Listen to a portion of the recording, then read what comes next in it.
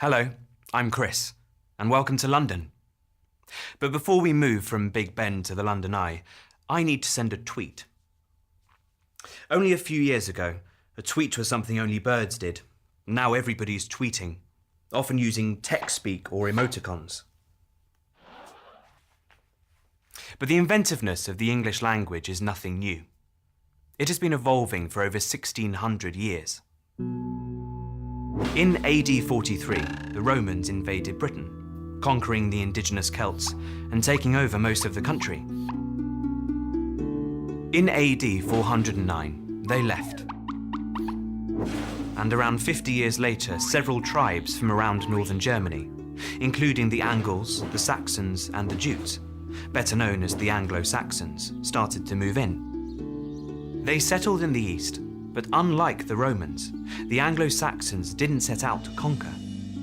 They shared many things with the Celts, including language.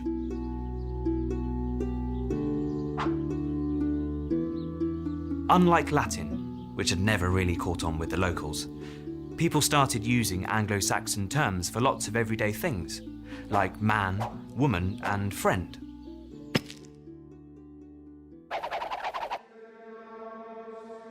But then Latin made a comeback. This time it didn't arrive with Roman soldiers, it arrived with Christian monks. Christianity became very popular with the locals and introduced a whole new alphabet and religious vocabulary. Then the Vikings arrived in around 800 AD.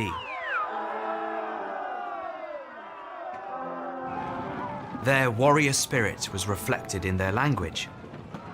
They raced through the country, ransacking towns and villages, armed with knives and clubs. They took land, goods and slaves. But they gave English around 2,000 words. The Vikings and the Anglo-Saxons battled for almost 300 years, until the English King Harold won the Battle of Stamford Bridge.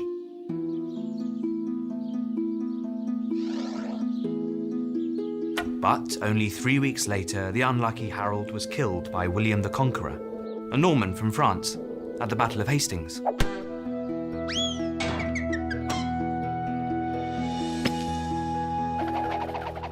William became the King of England and started building castles all over the country. French became the language of the wealthy elite. It was the native tongue of all princes, dukes, barons, and dames. But English remained the language of the peasants. Farmers herded cows and sheep, which were Anglo-Saxon words. But the nobility ate beef and mutton, which were French words. Over the next 300 years, the two languages mixed until English eventually won out. Albeit with 10,000 new words from the French.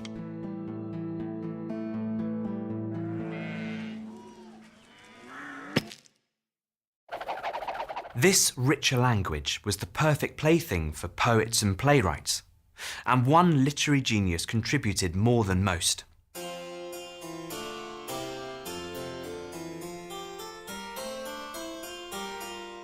William Shakespeare wrote 38 plays and 150 poems. He also coined around 2,000 new words, and his turn of phrase transformed the entire language.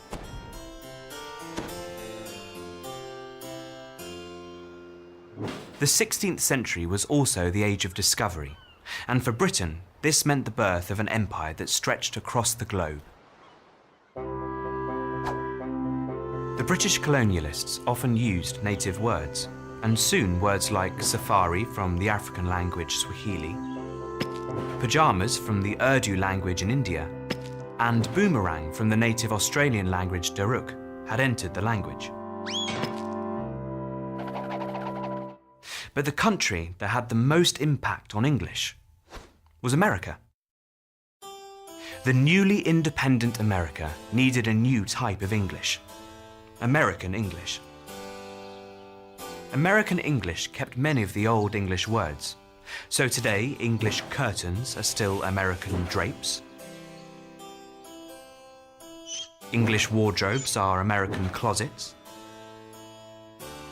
And English trousers are American pants. But the language changed a lot too. The father of American English was Noah Webster. He created a new dictionary which simplified the spelling of lots of complicated English words. He also introduced uniquely American words like squash, chowder, and skunk. By the 20th century, there were two main types of English: British English and American English. But throughout the 20th century, both continued to change and borrow from one another, especially with the invention of computers and the internet. Suddenly, we needed new words to describe our blogs, posts, and, of course, tweets. Today, English is truly global. There are around 375 million native speakers, and about 1.5 billion people learn it as a foreign language. But it is always changing and shifting to suit our needs. Today, the English vocabulary has over 170,000 words, and counting. We are inventing new words every day, and if we don't know them, we just Google them on our smartphones or send a tweet.